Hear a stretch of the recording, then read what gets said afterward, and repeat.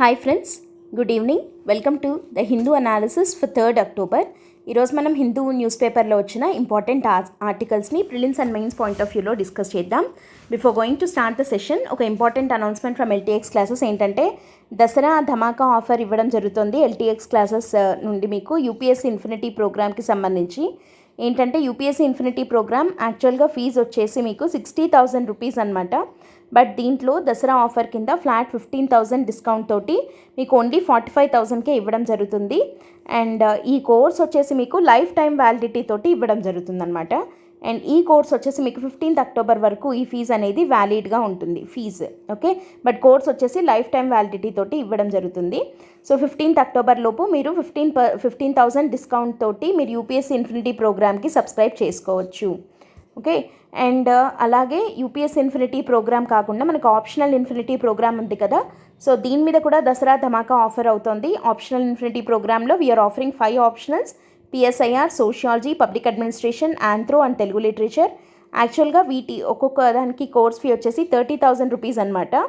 But దీని మీద కూడా 7,500 డిస్కౌంట్ తోటి 22,500కే మీకు ఇవ్వడం జరుగుతుంది. అండ్ ఈ కోర్స్ కూడా మీకు లైఫ్ టైం వ్యాలిడిటీ తోటి ఇస్తారనమాట. ఓకే, సో ఈ ఆఫర్, ఈ దసరా ధమాకా ఆఫర్ ఏదైతే ఉందో ఇది 15th October వరకు వ్యాలిడ్గా ఉంది. 15th October లోపు మీరు ఈ ప్రోగ్రామ్కి సబ్స్క్రైబ్ చేసుకోవచ్చు with 7,500 discount. If you have any more doubts regarding this, you can contact this number or else you can visit the website ltxclasses.com. Okay, let us start the Hindu analysis for 3rd October. ఈరోజు మనం Hindu news పేపర్లో వచ్చిన first ఏమేమి ఆర్టికల్స్ని discuss చేసుకోబోతున్నాము అన్నది ఇక్కడ ఒక index లాగా చూద్దాము.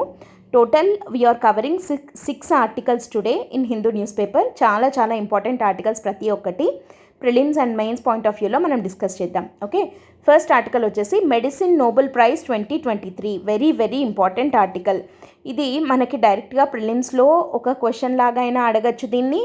జనరల్గా మనము మెయిన్స్ పాయింట్ ఆఫ్ వ్యూలో కనుక చూసినట్టయితే ఈ పర్టికులర్ టాపిక్స్ రిలేటెడ్ మనకి సైన్స్ అండ్ టెక్నాలజీలో క్వశ్చన్స్ వచ్చేదానికి ఆ కాన్సెప్ట్ మీద ఛాన్స్ ఉందన్నమాట. ఓకేనా, సో మెడిసిన్ నోబెల్ ప్రైజ్ 2023 ఒక టాపిక్. ఇది GS 3లో సైన్స్ అండ్ టెక్నాలజీ కిందికి వస్తుంది.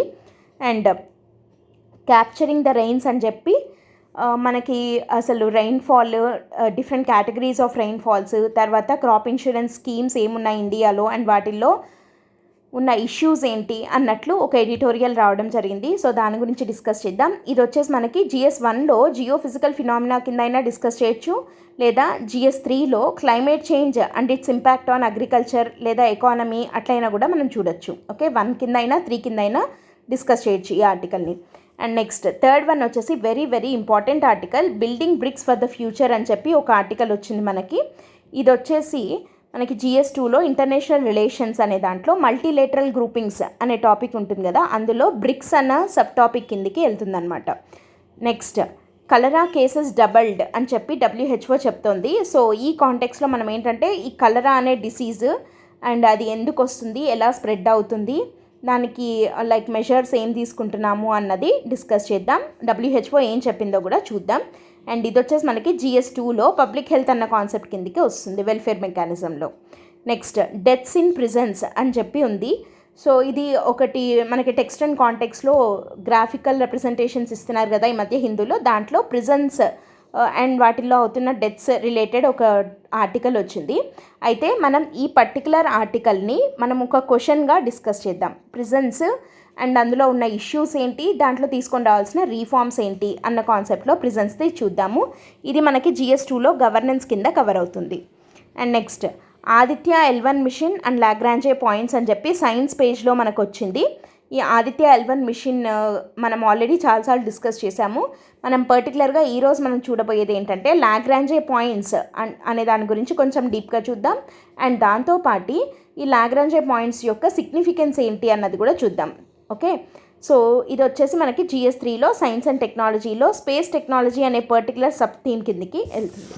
So these are the 6 topics that we are going to discuss today in the Hindu analysis for 3rd October. Okay, 1 by 1 మొదలు పెడదాము. ఫస్ట్ వన్ వచ్చేసి మెడిసిన్ నోబెల్ ప్రైజ్ 2023. మెడిసిన్లో Nobel prize ఎవరెవరికి వచ్చింది, ఇద్దరికి వచ్చిందనమాట. Who paved the way for mRNA Covid vaccines అని చెప్పి మనకి హెడ్లైన్ ఉంది. సో ఎవరు వాళ్ళిద్దరు అని అంటే క్యాటలిన్ క్యారికో ఒకరు అండ్ డ్రూ వీస్మన్ ఒకరు. వీళ్ళిద్దరికీ Nobel prize for medicine for the year 2023 వచ్చిందనమాట. దేనికి గాను వచ్చింది అంటే ఫిజియాలజీ ఆర్ మెడిసిన్ అనే కేటగిరీలో పర్టికులర్గా for their contributions towards mRNA Covid vaccines. ఇక్కడ కీవర్డ్ వచ్చేసి mRNA.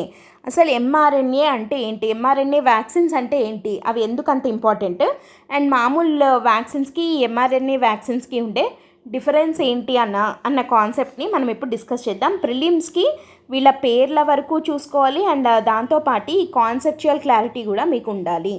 ఈ ఫుల్ కాన్సెప్ట్ గురించి మీకు క్లారిటీ ఉంటేనే మనం ఆన్సర్ని కరెక్ట్గా పెట్టగలము. బికాజ్ మనము ఇప్పుడు మారుతున్న ట్రెండ్ ఒకసారి మనం చూసినట్టయితే యూపీఎస్సీలో ఎట్లా అడుగుతున్నారు క్వశ్చన్స్, మల్టిపుల్ స్టేట్మెంట్స్ ఇచ్చేసి ఇంతకు ముందులాగా ఏదో ఒకటో లేదా రెండో స్టేట్మెంట్స్ మనకి తెలిసినా కూడా మనం ఆన్సర్ చేసే విధంగా ఉండింది. బట్ ఇప్పుడు ట్రెండ్ అయితే అలా లేదనమాట.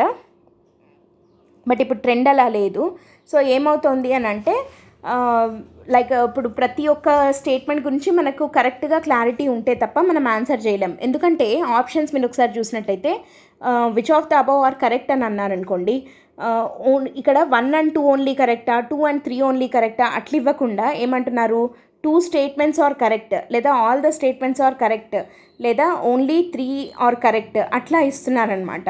సో కాబట్టి ఫుల్ ఒక కాన్సెప్ట్ మనం చదువుతున్నాము అంటే దాని గురించి కంప్లీట్ ఐడియా ఉండాలి అండ్ దాంతోపాటు మల్టిపుల్ రివిజన్స్ చేసి ఉండాలి.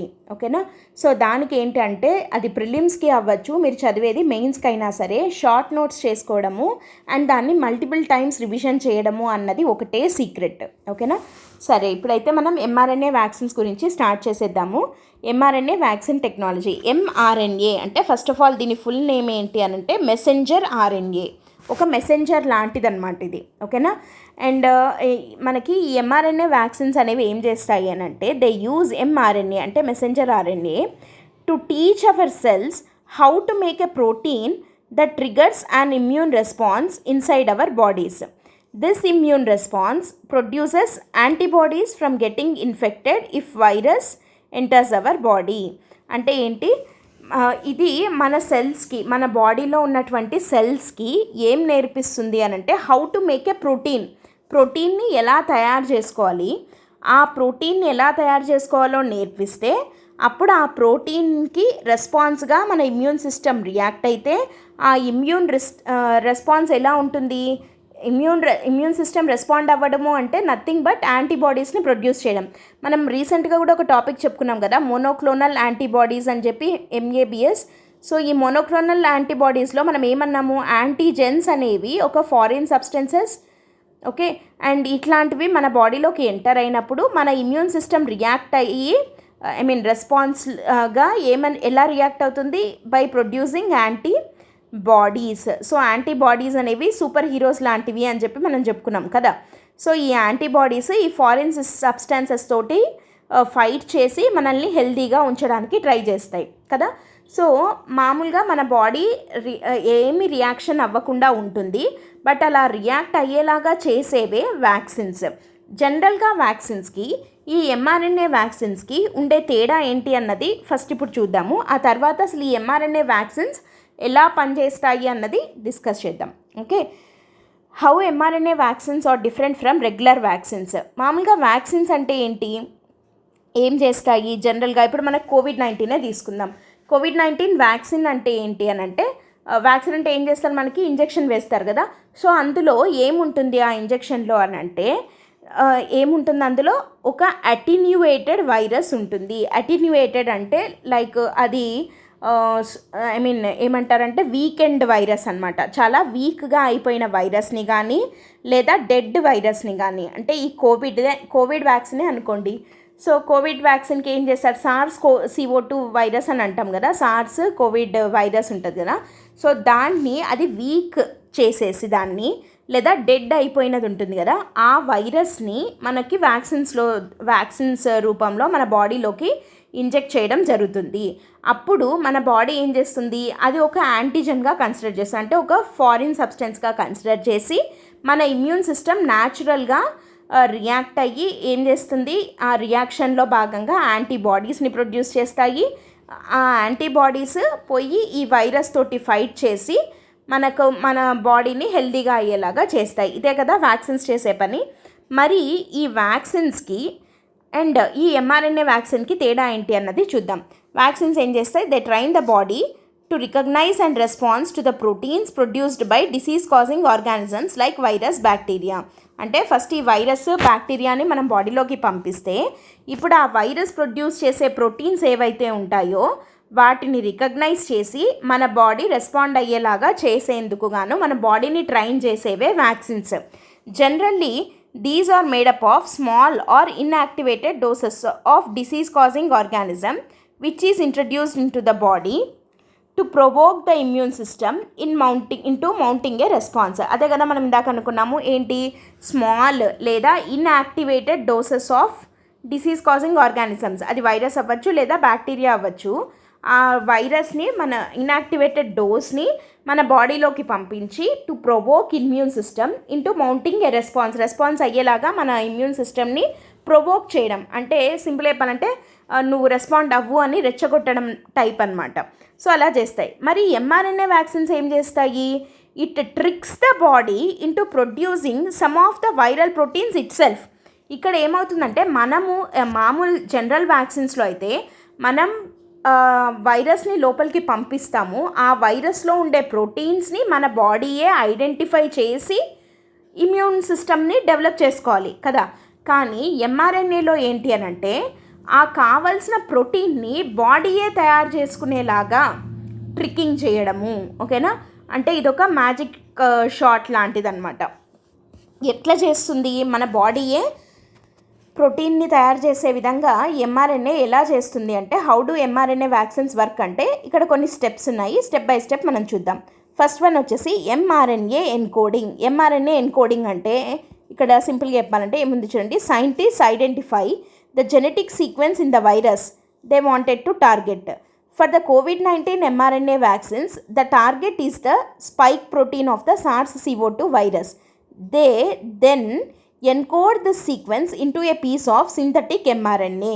సో ఇక్కడ ఏంటి అని అంటే ముందు అసలు ఇదేంటంటే మనకి ఏ పర్టికులర్ డిసీజ్ని మనం టార్గెట్ చేయాలి అని సైంటిస్టులు డిసైడ్ అవుతారో ఆ పర్టికులర్ డిసీజ్ ఆ వైరస్ యొక్క జెనెటిక్ సీక్వెన్స్ని ఫస్ట్ వాళ్ళు క్లోజ్గా ఐడెంటిఫై చేయడం జరుగుతుంది. ఈ జెనెటిక్ సీక్వెన్స్ ఇన్ ద వైరస్ని క్లోజ్గా ఐడెంటిఫై చేసిన తర్వాత ఏం చేస్తారు అని అంటే, సపోజ్ ఇక్కడ చూస్తే COVID-19 అప్పుడు టార్గెట్ ఏంటి? COVID-19కి స్పైక్ ప్రోటీన్ అనేది కదా. సో ఇక్కడ మనం కోవిడ్ అప్పుడు ఇట్లా ఉంటుంది చూడండి, ఇట్లా స్పైక్ ప్రోటీన్, కరోనాకి ఇట్లా ఉండేవి కదా ఇవి. సో ఈ spike protein is the target. So ఇప్పుడు ఏం చేస్తారంటే ఈ స్పైక్ ప్రోటీన్ యొక్క సీక్వెన్స్ని ఐడెంటిఫై చేసి ఒక సింథటిక్ mRNAని, ఒక మెసెంజర్ RNAని ఎన్కోడ్ చేయడం, అంటే దాంట్లోకి ఆ జెనెటిక్ సీక్వెన్స్ని ఎన్కోడ్ చేయడం జరుగుతుంది. సో ఎన్కోడ్ చేసిన ఆ జెనెటిక్ సీక్వెన్స్ని మన బాడీలోకి పంపించాలి కదా. దానికి వాడేదే the synthetic mRNA is enclosed in lipid nano particles which protect the mRNA and help it enter the human cells. ఒక లిపిడ్ నానో పార్టికల్స్లో దాన్ని ర్యాప్ చేసి, అంటే సింపుల్గా చెప్పాలంటే ఇప్పుడు మనము ఏదన్నా ఒకరికి కొరియర్ ఏదన్నా పంపించాలి అని అంటే నీట్గా మనం ప్యాకింగ్ చేస్తాం కదా. ప్యాకింగ్ చేసి ఎట్లా అయితే వేరే చోటికి మనం పంపిస్తామో ఈ సింథటిక్ mRNAని లిపిడ్ నానో పార్టికల్స్లో ఎన్క్లోజ్ చేసి these nano particles are the primary ingredients in the vaccines along with the other stabilisers. So ఈ లిపిడ్ నానో పార్టికల్స్ అనేవి కంపల్సరీ. వాటిల్లో వీటిని ఎన్క్లోజ్ చేసి mRNAని, సింథటిక్ mRNAని జాగ్రత్తగా ర్యాపప్ చేసేదాన్ని మన హ్యూమన్ సెల్స్లోకి ఎంటర్ చేయడానికి రెడీ చేస్తారు. Next injection. The vaccine containing lipid nano particles with mRNA inside is injected into A persons arm. అంటే ఇప్పుడు ఈ లిపిడ్ నానో పార్టికల్స్ లోపల ఉన్న ఈ mRNAతో సహా మనకి మన ఆర్మ్స్లోకి, మన చేతికి ఆ వ్యాక్సిన్ని ఇంజెక్ట్ చేయడం జరుగుతుంది. ఆ తర్వాత ఏమవుతుంది అన్నది ఇప్పుడు చూద్దాం. Once inside the body the lipid nano particles fuse with human cells. ఆ lipid nano particles human cells తోటి కలిసిపోతాయి. ఓకేనా?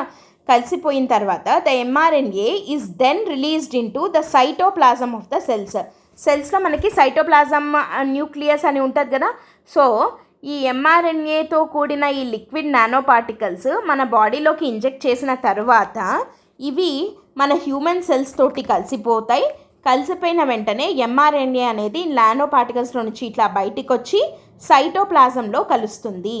తర్వాత ఏమవుతుంది, the cell's machinery reads the mRNA instructions. ఆ mRNAలో ఉన్న ఆ సీక్వెన్సింగ్ ఉంటుంది, మనం ఎన్కోడ్ చేసాం కదా, దాన్ని రీడ్ చేసి ఆ ఇన్స్ట్రక్షన్స్ని and begins producing the viral protein. అంటే సింపుల్గా చెప్పాలంటే ఇప్పుడు ఏదైనా మనం ఒక వంట ఏదైనా చేస్తున్నాము అని అంటే మన చేతికి ఒక రెసిపీ బుక్ ఇచ్చి ఆ రెసిపీలో ఉన్న స్టెప్స్ ప్రకారం మీరు కుకింగ్ చేయండి అని అంటే ఎలా ఉంటుందో అలా mRNA వ్యాక్సిన్స్లో మనము ఎన్కోడ్ చేసి ఆ రెసిపీని మనము ఆ లిక్విడ్ నానో పార్టికల్స్లో పెట్టి మన బాడీలోకి పంపిస్తున్నాం, లోపలికి మన బాడీకి. ఇప్పుడు మన బాడీలో సైటోప్లాజంలో కలిసిపోయిన తరువాత ఏమవుతుంది అని అంటే ఆ రెసిపీని చదువుకొని నీట్గా, అంటే ఆ సీక్వెన్సింగ్ని బాగా చూసి అప్పుడు స్పైక్ ప్రోటీన్ యొక్క సీక్వెన్స్ లాంటి ప్రోటీన్స్ని ఈ మన బాడీయే సొంతంగా ప్రొడ్యూస్ చేసుకుంటుంది. ఇది very very important point. Importantly the mRNA does not enter the cell's nucleus, so it does not interact with or alter a person's DNA. చాలా చాలా ఇంపార్టెంట్ పాయింట్. mRNA అనేది సెల్ న్యూక్లియస్లోకి ఎంటర్ అవ్వదు, సైటోప్లాజంలో ఉంటుంది కానీ సెల్ న్యూక్లియస్లోకి ఎంటర్ అవ్వదు. కాబట్టి న్యూక్లియస్లోకి ఎంటర్ అయితే DNA ఆల్టర్ అయిపోతుంది ఒక పర్సన్ది, కానీ ఇది మనకి సెల్స్ న్యూక్లియస్లోకి ఎంటర్ అవ్వదు. కాబట్టి it does not interact with DNA or it alters the DNA of the person అనమాట. సో ఇది ప్రోటీన్ ప్రొడక్షన్లో జరిగేది. ప్రోటీన్ ప్రొడక్షన్ ఇలా జరుగుతుంది. ఆ తర్వాత ఏమవుతుంది, ద ఇమ్యూన్ సిస్టమ్ ఇప్పుడు ప్రోటీన్ ప్రొడ్యూస్ అయింది. ఓకే, అంటే ఆ వైరస్కి సంబంధించిన ప్రోటీన్ ప్రొడ్యూస్ అయింది. ఇప్పుడు the immune system recognises this viral protein as foreign. In response it produces antibodies and train T cells to fight the virus. ఓకేనా, T cells ఏం చేస్తాయి, సైటోకైన్స్ కదా ఇవి. So it trains the T cells to fight the virus అనమాట. అంటే మన బాడీయే ప్రోటీన్ని produce చేసి మళ్ళీ మన బాడీయే ఆ ప్రోటీన్ తోటి ఫైట్ చెయ్యి అని చెప్పి నేర్పిస్తుంది. The body essentially conducts a practice drill without being exposed to the actual virus. సింపుల్గా చెప్పాలంటే ఒక డ్రిల్ లాగా కండక్ట్ చేస్తుంది మన బాడీ, అంతే కదా. ఎందుకంటే మనకు న్యాచురల్గా ఒక వైరస్ అటాక్ అయితే అప్పుడు మన బాడీ రెస్పాండ్ అవ్వడము అన్నది ఒక పద్ధతి. ఇక్కడ ఏం జరుగుతుంది, న్యాచురల్గా మనకు వైరస్ అటాక్ అవ్వలేదు. ఓకే, ఇక్కడ మనం ఏం చేస్తున్నాము, అదే పనిగా ఆ వైరస్ యొక్క స్పైక్ ప్రోటీన్ యొక్క ఆ స్పైక్ ప్రోటీన్ని ఎన్కోడ్ చేసి దాని జెనెటిక్ సీక్వెన్స్ని ఎన్కోడ్ చేసి లిక్విడ్ నానో పార్టికల్స్లో పెట్టి దాన్ని మన బాడీలోకి ఇంజెక్ట్ చేసుకొని అది అప్పుడు సైటోప్లాజంలో కలిసిన తర్వాత ఇప్పుడు ఆ mRNA వచ్చి మన బాడీకి ప్రోటీన్ తయారు చేయడం నేర్పించి అప్పుడు ఆ ప్రోటీన్ ప్రొడ్యూస్ అయిన తర్వాత దానికి మన ఇమ్యూన్ సిస్టమ్ రెస్పాండ్ అయ్యేలాగా చేస్తుంది. ఓకే, సో కానీ ఇక్కడ ఏంటి అని అంటే ఇది సెల్ న్యూక్లియస్లోకి ఎంటర్ అవ్వదు కాబట్టి ఇట్ డజంట్ ఆల్టర్ DNA అని చెప్తున్నాం. అంటే సింపుల్గా చెప్పాలంటే ఒక ప్రాక్టీస్ డ్రిల్ లాంటిది మన బాడీ చేత కండక్ట్ చేపిస్తుంది. Next, if the person is later exposed to the actual virus their immune system is ready to recognise and combat it. అంతే కదా, ఎందుకంటే ఆల్రెడీ ఒకసారి ప్రాక్టీస్ డ్రిల్ చేసింది. ఇప్పుడు మనము మెయిన్స్ ఆన్సర్ రాసే ముందు మాక్ టెస్ట్ రాస్తే మన మైండ్ రెడీగా ఉంటుంది కదా, మనకు అలవాటు అయి ఉంటుంది. సేమ్ ఇన్ ద వే అట్లనే ఇక్కడ మనకి యాక్చువల్గా వైరస్ అటాక్ అయ్యే లోపు మనం ఒక మాక్ టెస్ట్ లాంటిది ఆల్రెడీ మన బాడీ రాసేసింది. ఓకే, సో ఇప్పుడు అదే వైరస్ వచ్చి మనల్ని అటాక్ చేసినా ఆ ప్రోటీన్కి ఆల్రెడీ ఎలా రెస్పాండ్ అవ్వాలి అన్నది మన బాడీకి తెలుసు కాబట్టి ఇమీడియట్గా రెస్పాండ్ అవుతుంది. Recognise it and combat it. The antibodies can neutralise the virus and trained T cells can destroy the infected cells, reducing the risk of severe illness. దీనివల్ల ఏమవుతుందంటే ఫాస్ట్గా రియాక్ట్ అవ్వడం వల్ల వైరస్ని వెంటనే న్యూట్రలైజ్ చేసేస్తుంది. ఆ ట్రైన్డ్ T cells ఏవైతే ఉన్నాయో అవి వైరస్ వల్ల ఇన్ఫెక్ట్ అయిన సెల్స్ని తొందరగా డెస్ట్రాయ్ చేసేయగలవు. అండ్ దీనివల్ల సివియర్ ఇల్నెస్ అంటే మరి ఇంకా ఇప్పుడు COVID-19 సివియర్గా వచ్చి చాలామంది చనిపోయారు కదా, అట్లా సివియర్ స్టేజెస్కి వెళ్ళే అవకాశం ఉండదు. Because the response will be very quick అనమాట బాడీ వైపు నుంచి. And next mRNA degradation. The mRNA from the vaccine is temporary and it gets degraded by the cells regular processes after a short time.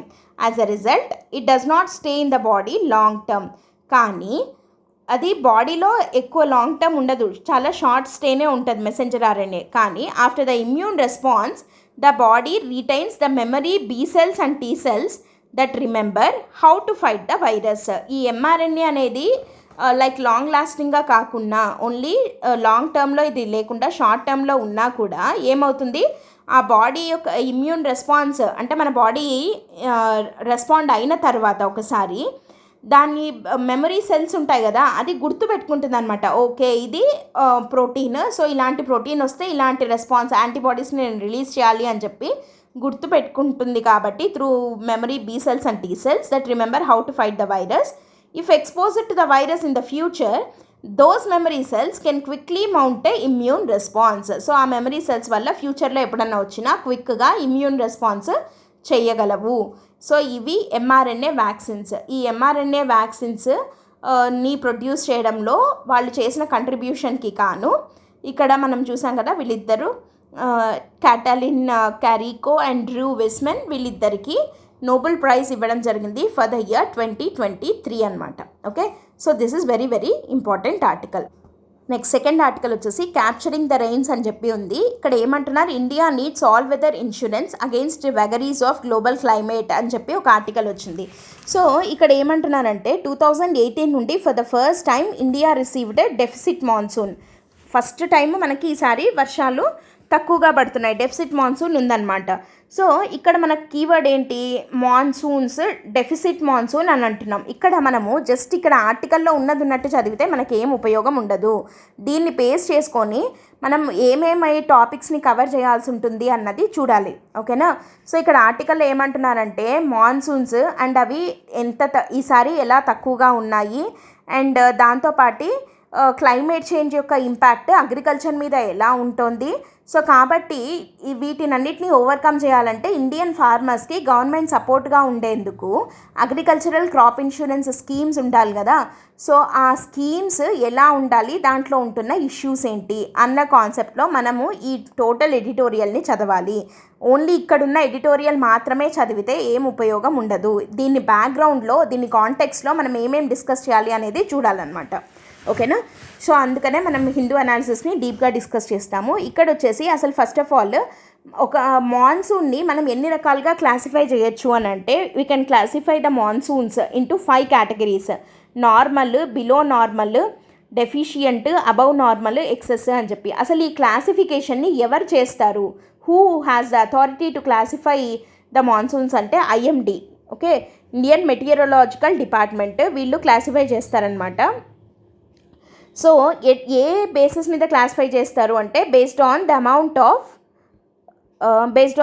Of the rainfall received. ఎంత rainfall పడింది అనే దాన్ని బట్టి classification అనేది ఉంటుంది. అయితే ఇక్కడ normal, below normal, deficient, above normal, excess అంటున్నాం కదా. ప్రతి ఒక్క దానికి ఇక్కడ ఎల్పిఏ ఉంది కదా, ఎల్పిఏ అని చెప్పి ఎల్పిఏ అంటున్నాం. What is LPA? ఎల్పిఏ అంటే లాంగ్ పీరియడ్ యావరేజ్. ఓకేనా. ఎల్పిఏ అంటే లాంగ్ పీరియడ్ యావరేజ్. ఫస్ట్ అది తెలిస్తే మనకి అప్పుడు మనం ఇది చూడొచ్చు. సో ఫస్ట్ ఎల్పిఏ అంటే ఏంటని చూద్దాం. ఎల్పిఏ అంటే లాంగ్ పీరియడ్ యావరేజ్ అంటే 50 years average of monsoon rainfall. సింపుల్గా చెప్పాలంటే 1951 నుంచి 2000 మధ్య పడిన మాన్సూన్ రెయిన్ఫాల్ యొక్క అంటే ఈ 50 ఏళ్లలో మాన్సూన్ రెయిన్ఫాల్ ఎంత పడిందో దాని యావరేజ్ని లాంగ్ పీరియడ్ యావరేజ్. పేరులోనే ఉంది కదా మనకి లాంగ్ పీరియడ్. ఎంత లాంగ్? 50 years. అంటే ఏ 50 years అని 1951 నుంచి 2000 అని. 1951-2000 మధ్య పడిన వర్షపాతము దాని యొక్క యావరేజ్, సగటు అంటాం కదా, దాని యొక్క యావరేజ్ని లాంగ్ పీరియడ్ యావరేజ్ అని అంటాము. సో 1951-2000 మధ్య పడిన వర్షం యొక్క యావరేజ్, లాంగ్ పీరియడ్ యావరేజ్ ఇండియాది ఎంత అంటే 88 సెంటీమీటర్స్. ఓకే, 88 సెంటీమీటర్స్గా లాంగ్ పీరియడ్ యావరేజ్ని డిసైడ్ చేయడం జరిగింది. సో ఇప్పుడు మనం ఒక్కొక్కటి రెయిన్ఫాల్ కేటగిరీస్ చూద్దాం. ఫస్ట్ వన్ ఏమంటున్నాం, నార్మల్. నార్మల్ అంటే ఏంటి అని అంటే లాంగ్ పీరియడ్ యావరేజ్లో కనీసము 96% to 104%ని మనం అచీవ్ చేయగలిగితే, అంటే 88 సెంటీమీటర్స్ అంటున్నాం కదా, 88 సెంటీమీటర్స్లో 96% అంటే 88 కన్నా కొద్దిగా తక్కువ పడితే. సపోజ్ ఫర్ ఎగ్జాంపుల్ ఈ మాన్సూన్లో 83 సెంటీమీటర్స్ అలా పడింది అనుకున్నాం, అప్రాక్సిమేట్లీ 83 అట్లా అయితే if it amounts to 96 to 104, 96% అని అనుకుందాం అనుకోండి, అప్పుడు రెయిన్ఫాల్ని నార్మల్ రెయిన్ఫాల్ అని అంటాం. ఓకేనా.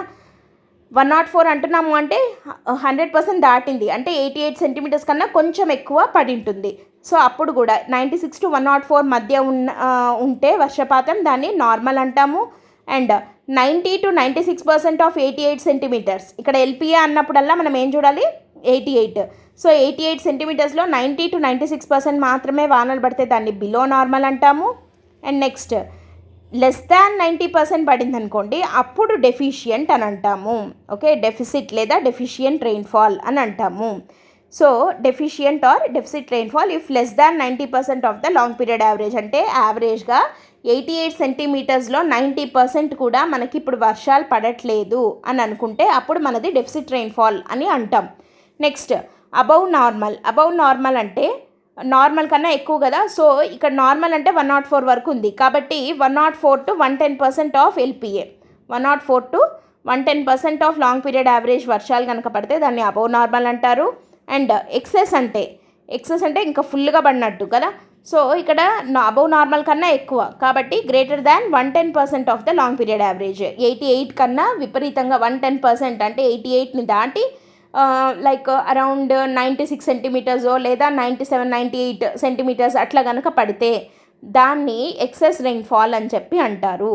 సో ఇలా 5 రకాలుగా లాంగ్ పీరియడ్ యావరేజ్ని బేస్ చేసుకొని, అంటే లాంగ్ పీరియడ్ యావరేజ్ తోటి ఇప్పుడు పడిన వర్షాన్ని కంపేర్ చేస్తూ మన రెయిన్ఫాల్ని క్లాసిఫై చేయడం జరిగింది as normal, below normal, deficit, above normal and excess అని. సో ఇక్కడ ఏమంటున్నాము, for the first time since 2018 తర్వాత ఫస్ట్ టైం మనది డెఫిసిట్ రెయిన్ఫాల్లో అయ్యింది. ఓకే, అంటే లేదా నార్మల్లో బిలో నార్మల్లో ఉండేది ఏదన్నా కానివ్వండి, డెఫిసిట్లోకి అయితే రాలేదు 2018 తర్వాత. మళ్ళీ ఈ ఇయర్ 2023లో మనకి ఈసారి వర్షాలు తక్కువగా పడ్డాయి కదా, కాబట్టి డెఫిసిట్ రెయిన్ఫాల్, డెఫిసిట్ మాన్సూన్స్ అని చెప్పి అంటున్నారనమాట. ఓకేనా. సో అది మనకి ఫస్ట్ పార్ట్ దానికి సంబంధించి. అంటే దీన్ని బట్టి ఏం తెలుస్తుందంటే ఇండియాలో విపరీతమైన స్పేషియల్ అండ్ టెంపోరల్ వేరియన్స్ ఉంది. అంటే ఒక చోట ఉన్నట్టు ఇంకో చోట మాన్సూన్స్ ఉండట్లేదు, దాన్ని స్పేషియల్ అండ్ టెంపోరల్ వేరియన్స్ అని అంటున్నాం. స్పేషియల్ వేరియన్స్ అసలు అది చూసే కన్నా ముందు మాన్సూన్ అంటే ఏంటి అంటే, మాన్సూన్ అనేది మాసిమ్ అనే వర్డ్ నుంచి వచ్చింది, అరబిక్ వర్డ్ అనమాట. ఈ మాసిమ్ అనేది అంటే సీజన్ అనే అర్థం. ఓకే, అంటే సీజనల్ విండ్స్ ఇవి. సో ఎవ్రీ ఇయర్ వస్తాయి, annually recurring meteorological phenomena experienced by South Asia including India. మొత్తం South Asia including India experience చేసే విండ్స్ని మాన్సూన్ విండ్స్ అని చెప్పి అంటారు. ఒక్కొక్క కంట్రీలో ఒక్కొక్క పేరుతో పిలుస్తారు. ఇండియాలో we call them as monsoons అని అంటాము, మాసులు అట్లా అని పిలుస్తారు. ఓకే, కానీ ఇవి ఇండియాలో మొత్తం ఇండియా అంతా ఒకే మాదిరిగా ఎఫెక్ట్ చూపించట్లేదు. స్పేషియల్ వేరియన్స్ చాలా ఉంది ఇండియాలో. ఎలా ఉంది అన్నది ఇప్పుడు చూస్తే, స్పేషియల్ వేరియన్స్ వెస్ట్రన్ ఘాట్స్ ఏరియాలో చూసామనుకోండి, ఈ particular area receives heavy rains due to orographic effect. Orographic effect వల్ల వెస్ట్రన్ ఘాట్స్లో మాన్సూన్స్ టైంలో హెవీ రెయిన్స్ పడతాయి. ఓరోగ్రఫిక్ ఎఫెక్ట్ అంటే ఏంటంటే, కొండలు ఉంటాయి కదా మనకి వెస్ట్రన్ ఘాట్స్, ఇప్పుడు ఇట్లా ఉంటే ఇటువైపు ఉన్నదంతా వెస్ట్రన్ ఘాట్స్ కదా. సో ఈ కొండల వల్ల ఓరోగ్రఫిక్ ఎఫెక్ట్ అంటే ఏంటి అని అంటే, కొండలకు గాలులు ఢీ కొడితే ఏమవుతుంది, వర్షాలు పడతాయి అన్నమాట. సో ఓరోగ్రఫిక్ ఎఫెక్ట్ వల్ల మనకి వెస్ట్రన్ ఘాట్స్ ఏరియాలో హెవీ రెయిన్స్ పడే అవకాశం ఉంది. And next Deccan plateau receives moderate rainfall. తక్కువ అని అనలేము, అట్లానే విపరీతంగా పడవు, మోడరేట్ రెయిన్ఫాల్. ఓకే, నార్మల్గా అంటే ఇక్కడ పర్టికులర్గా సౌత్ ఇండియా డెక్కన్ ప్లాట్యూ అంటే ఇక్కడ నుండి మనకి ఇట్లా లైక్ బిలో మధ్యప్రదేశ్ ఈ పార్ట్ అంతా డెక్కన్ ప్లాట్యూ కిందకి వస్తుంది కదా, తెలంగాణ, ఏపీ ఇదంతా. So they receive moderate rainfall. Next north ఈస్ట్కి వచ్చామంటే హెవీలీ అఫెక్టెడ్ బై, ఇక్కడ మనకి మాన్సూన్స్ విండ్స్లో మళ్ళీ బ్రాంచెస్ ఉంటాయన్నమాట. వాటిల్లో ఇట్లా బే ఆఫ్ బెంగాల్ బ్రాంచ్ ఒకటి వస్తుంది. ఈ బే ఆఫ్ బెంగాల్ బ్రాంచ్ అంటే ఇట్లా వస్తుంటుంది.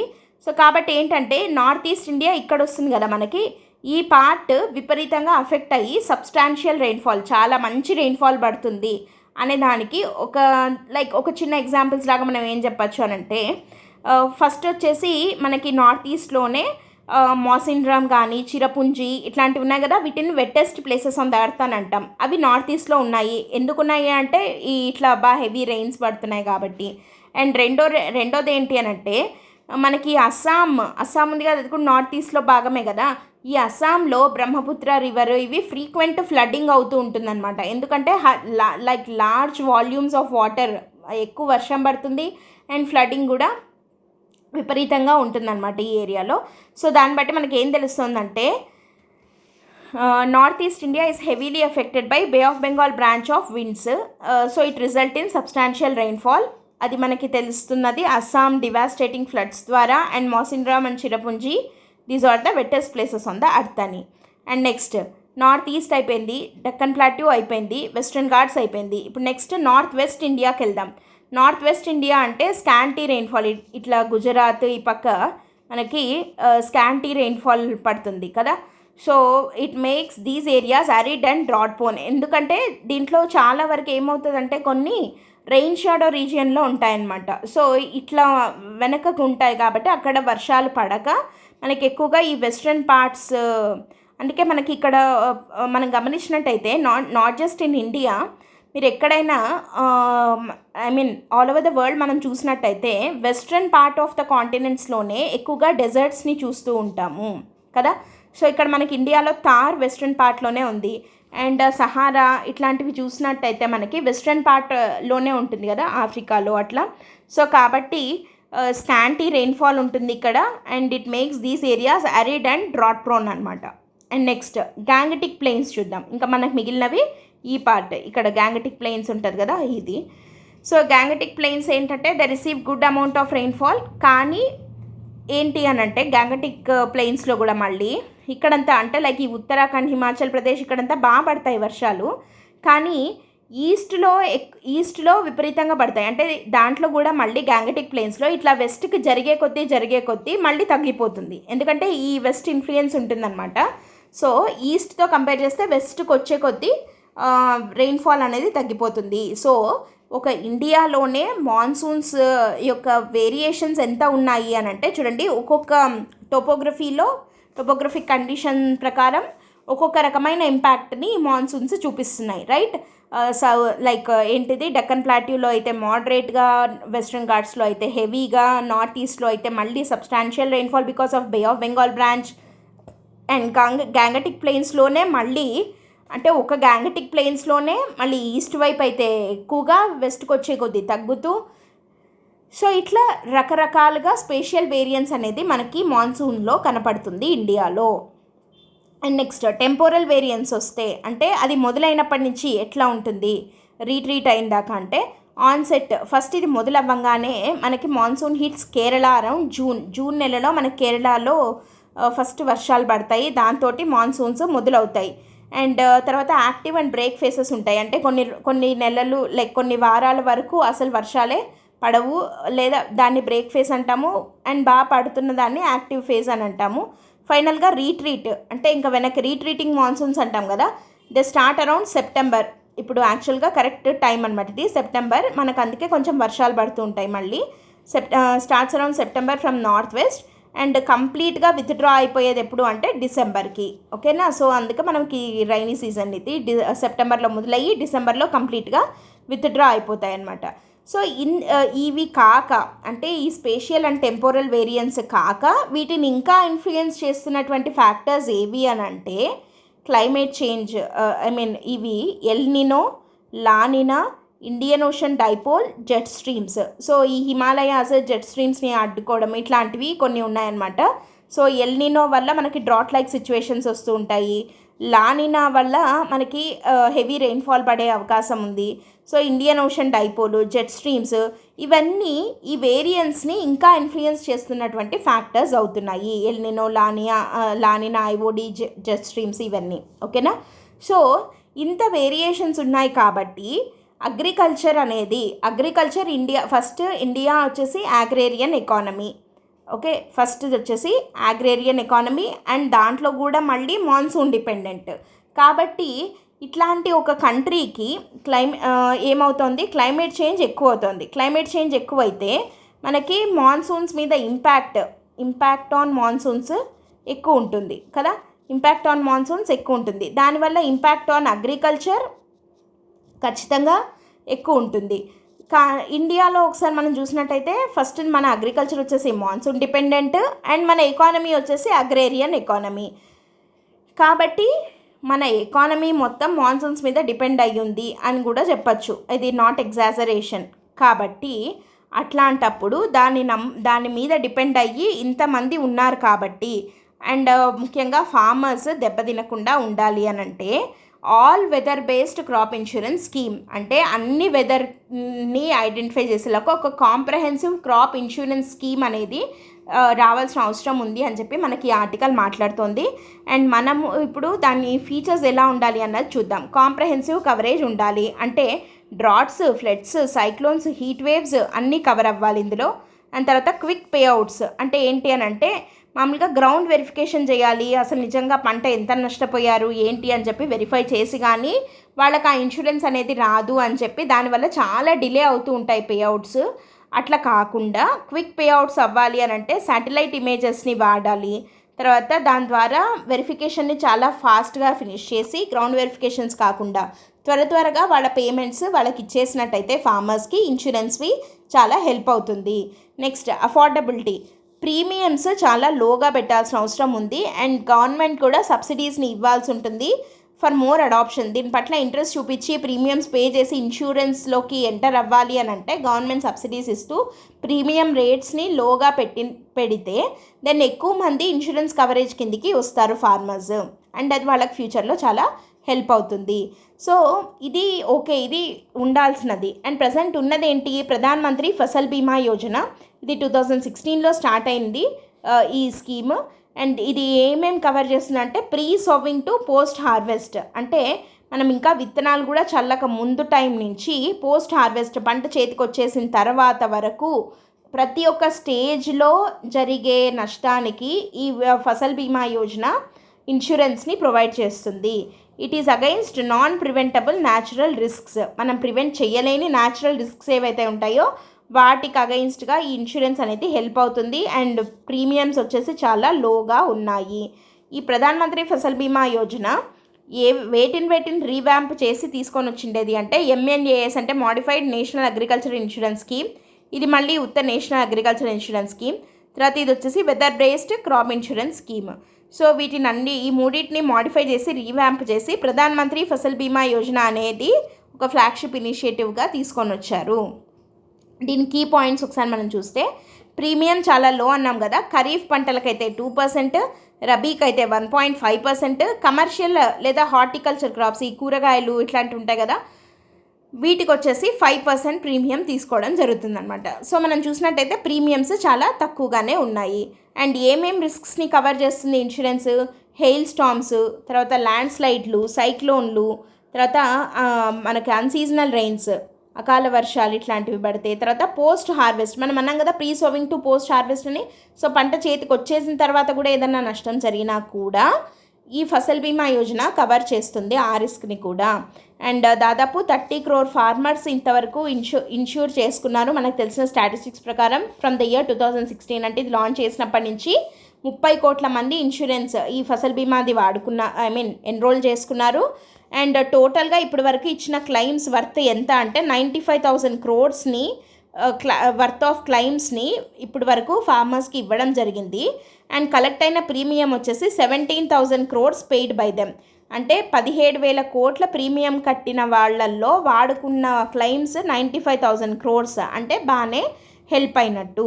కానీ దీంట్లో కొన్ని ఛాలెంజెస్ ఉన్నాయి. లైక్ ఎట్లా అంటే కవరేజ్ ఇంకా తక్కువగా ఉంది, తర్వాత పేమెంట్ చాలా డిలే అవుతుంది. మనం ఇందాక చూసాం కదా గ్రౌండ్ వెరిఫికేషన్ అన్నది లేట్ అవుతుంది అండ్ అక్కడ కొంచెం కరప్షన్ కూడా జరుగుతుందన్నమాట.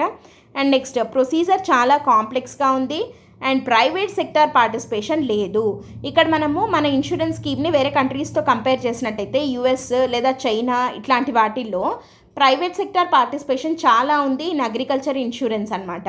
సో ఇండియా కూడా must open private sector players in the field of agriculture insurance అని చెప్పి చెప్పచ్చు అనమాట. ఓకేనా, మనకి హెల్త్ ఇన్సూరెన్స్లో అట్లా ఎట్లా ఉన్నారో అగ్రి ఇన్సూరెన్స్లో కూడా ప్రైవేట్ సెక్టర్ పార్టిసిపేషన్ని ఎంకరేజ్ చేస్తే దెన్ మోర్ కవరేజ్ లేదా ఇంకా క్విక్ పేమెంట్స్ ఇట్లాంటివి వచ్చేదానికి అవకాశం ఉంది.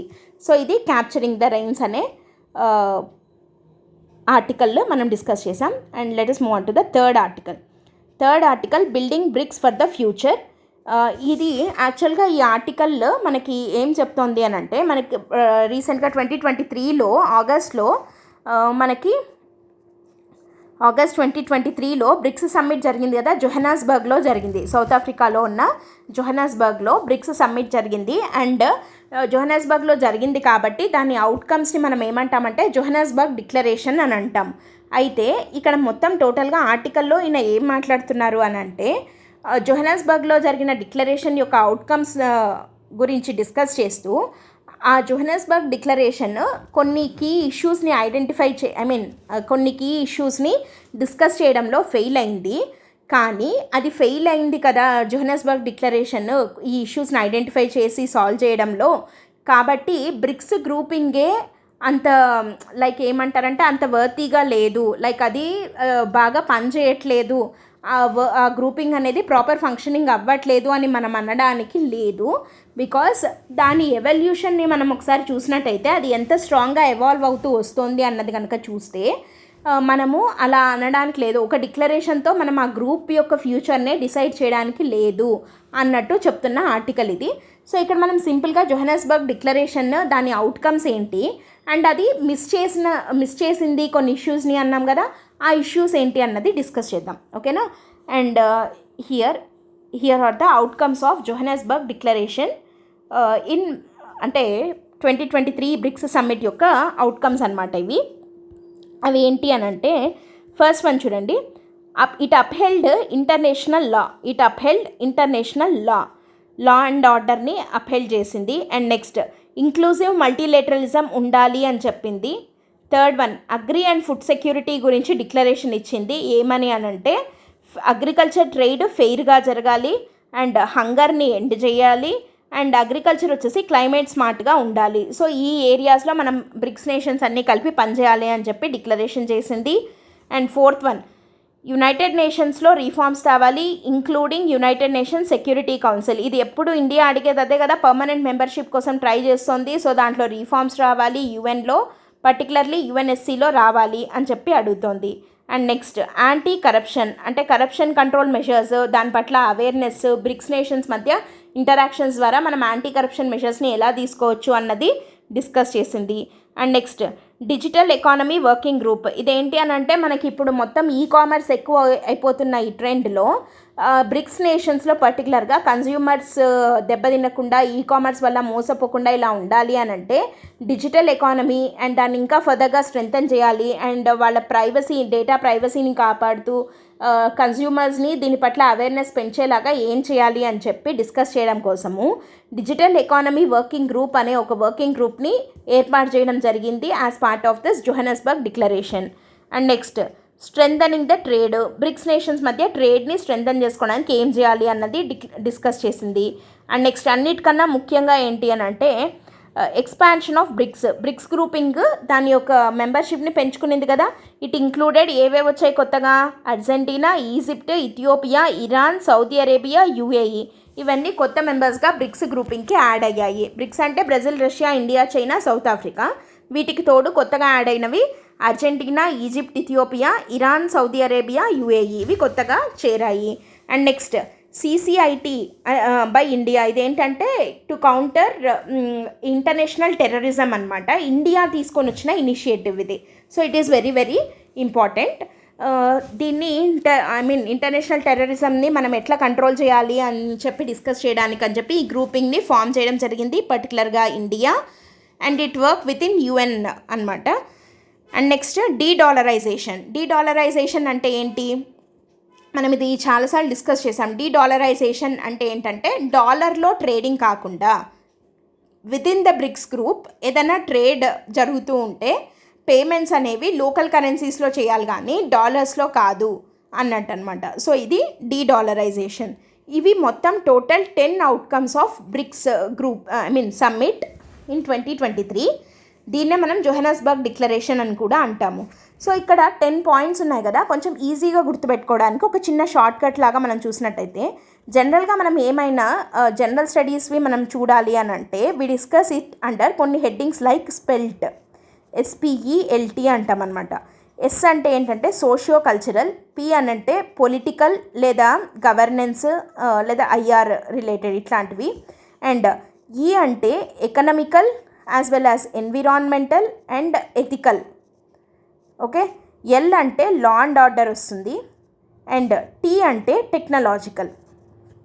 ఓకేనా, సోషియో కల్చరల్, పి అని అంటే పొలిటికల్ గవర్నెన్స్ IR, ఈ అంటే economical environmental and ethical, L అంటే లా అండ్ ఆర్డర్, టీ అంటే టెక్నాలజికల్. ఇక్కడ నథింగ్ బట్ మన GS 4 పేపర్ల సిలబస్ ఇది.